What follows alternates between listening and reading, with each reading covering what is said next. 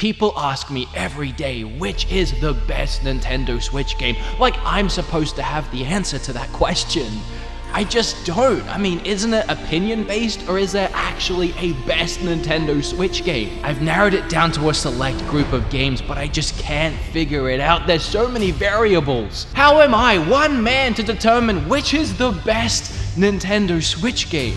I'm gonna have to run some more tests.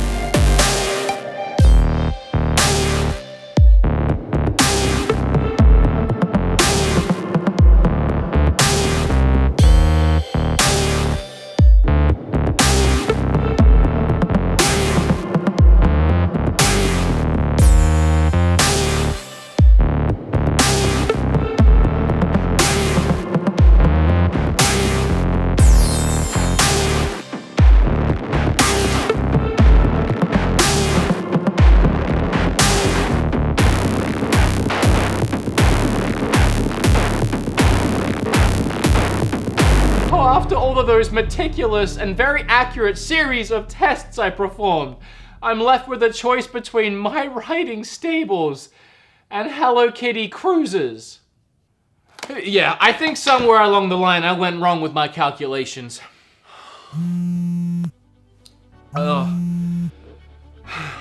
Yes? I don't know why I answered the phone like that. Look, I'm in the middle of trying to figure out what the best Switch game is right now, so it's kind of a bad time. A sponsored video, you say? To shreds, you say? Wait, what game was it? Smite. Oh yeah, I played that back on PC, but I don't know how I could possibly combine the ideas of what's the best Switch game and Smite into the same title and make it clickbaity enough to okay, ow, man, too close. Just kidding, I don't have a cameraman, I'm doing it all myself, and I'm also not on the phone because I have no friends. This might just be the best Nintendo Switch game. Of course, best is subjective. It might be for someone and it might not be for someone else, but it is really fun and addicting. A word that I do use really too much, but it truly is addicting. Assuming you can wrap your head around it, because I gotta be honest, games like these are pretty convoluted, especially if you've never played anything quite like them before. I've actually put quite a lot of hours into Smite, but my MOBA knowledge didn't start here. I don't know if I'm ashamed to admit this. I don't think there's any shame in playing a game you enjoy, but by far, the most amount of hours I have ever put into any single video game has to be Dota 2. I mean, that I know of. There's a lot of games I've played in my life that hasn't tracked and monitored the hours for me, but every time I log into my Steam account, I see that 1,200 hours staring me straight in the face, and I realize I wasted a lot of time in high school. It was actually after high school when I was working full-time in a retail store, so I would come home and I'd play Dota 2 all night, and then I'd get up the next day and go back to work, and that was pretty much my life. If we can be real for a second, out of all the videos I've made about being addicted to games, and for sure I've played those games a lot, if I ever was truly addicted to any one game genre, it would be the genre of MOBAs, because oh boy, I wasted a lot of hours. The thing that really hooks me in these kind of games like Dota, like Smite, apart from the fact that they are both really fun, is it's like a really great game of chess played with 10 people at once. And every single move you or your allies or the enemies make along the way throughout every single game will cause a ripple effect throughout the rest of the game, ultimately determining which team is going to win. And you play those matches, you get 45 minutes into it, you're so heavily invested, and then maybe you win, and that excites you so much it makes you just want to start one more game, or maybe you lose, and you think, well, I'll definitely win the next one, and as soon as you start the next game, you're locked in for another hour, and by the time you get to the end of that one, you think, well, I'll just start one more, and then you just keep going. You know, one of the only complaints I was gonna have about this game was that it drains your battery life. I kept finding myself having to put this thing on charge while I played, and then I realized it really wasn't draining my battery life. It's just time was flying by so quick. I didn't realize I'd been in 3, 4, 5 matches and my Switch just was dying. It's just time felt like it was flying, and I eventually did have to put the thing down and continue on with my lively responsibilities. So yes, for full transparency, this video is being sponsored by Smite, but I never take a sponsorship unless it's something that I actually feel passionate about, and in this case, it was definitely a win-win for me because I already played Smite a ton on PC. Not nearly as much as I had played Dota because, oh boy, I didn't even know that Smite was coming to the Switch. I know the game had been on PlayStation 4 and Xbox for a while, and they built up quite a large player base, but I never even thought about it coming to Switch. And I feel like for a game like this, you guys that regularly watch me, my target demographic, you guys probably haven't had much experience with MOBAs or really know much about them, and the only reason why I assume that is because it's usually a very PC thing. Something you sit down with a keyboard and mouse to play, and I'm sure a lot of you do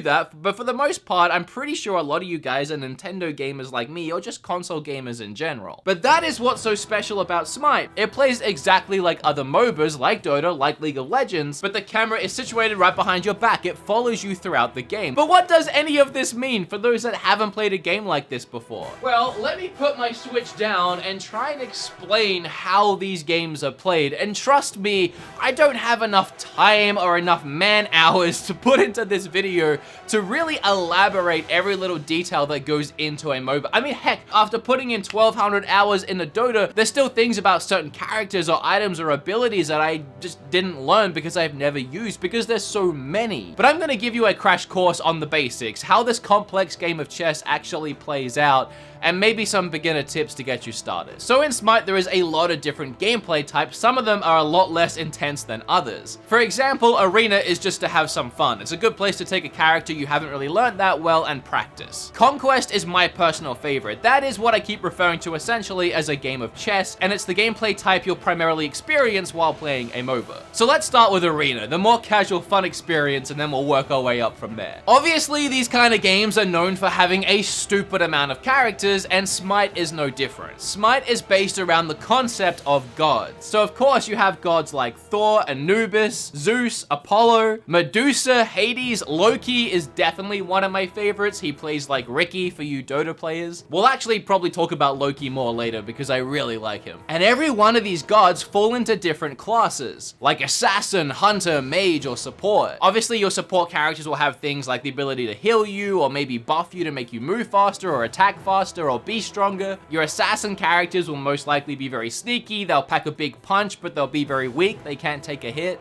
And then you have your tank characters who have a lot of health and defense. They're really great for initiating combat in team fights and taking a brunt of the damage. So the assassin characters can run around and do their thing, while the support characters try and keep everyone healed and topped up. There's a ton more that go into it, but you get the idea. And every single character has 4 abilities. And these abilities range from everything and anything. They'll all look very different. They'll all have very different purposes. They're all unique to the characters that are using them, obviously. And each of the abilities will have a ton of different effects and the way they work. Maybe they work differently at different times. Maybe things stack on top of them. Like, it's all very convoluted, which is what I mean by you really have to play a lot to learn these characters to really start getting good at them. And then, of course, every character has an ultimate, which again ranges differently depending on the character. They usually have really long cooldown times, so they can't be used all that often, but most likely when they are used, as long as you don't screw it up, you can really change the pace of battle. Okay, now that we got that down, when you head into the arena mode, you pick your character, you'll have 4 allies, and you'll be against 5 other enemies. And this mode is a point scoring mode. So every 30 seconds or so, your side will spawn some minions, some creeps, and they'll head straight towards the enemy side and try and get through the portal on the other side. Of course, it isn't that easy, and in reality, you don't end up really worrying about what the minions are doing all that much, because you have all these other god characters on the map trying to kill you and help their minions. And the arena mode ends up pretty much being a free-for-all. The respawn time is really low, so once you die, you just spawn straight back in and try again. Think of it kind of like a team deathmatch mode. And this gameplay type is by far the shortest gameplay type. If you're looking for a quick 10-15 minute match, this is the place to go. Let me break down the intense Conquest mode. Similar to arena mode, it's 5v5, you both have your home bases, and every 30 seconds or so, you have minions spawn that start rushing towards the enemy base. But it's different in this mode. It's not one big arena, it's branching pathways. Specifically 3 branching pathways. Your left lane, your middle lane, and your right lane. So because there's 3 3 lanes and there's 5 of you on your team, typically speaking, you'll send 2 people to the left lane, 2 people to the right lane, and then 1 up the middle. For argument's sake, let's say the enemy does the same thing and they have the same method of 2-1-2. Now, in all 3 of those points where you and your enemies meet, you'll be killing each other's creeps and trying to help your creep wave push forward towards the towers. There's 2 enemy towers along every pathway. Throughout the game, you slowly work at destroying those towers, and then once you destroy those, there's a 3rd stronger phoenix which you have to destroy. And then at that point, you've knocked out an entire lane, giving you an opening to the enemy base's Titan.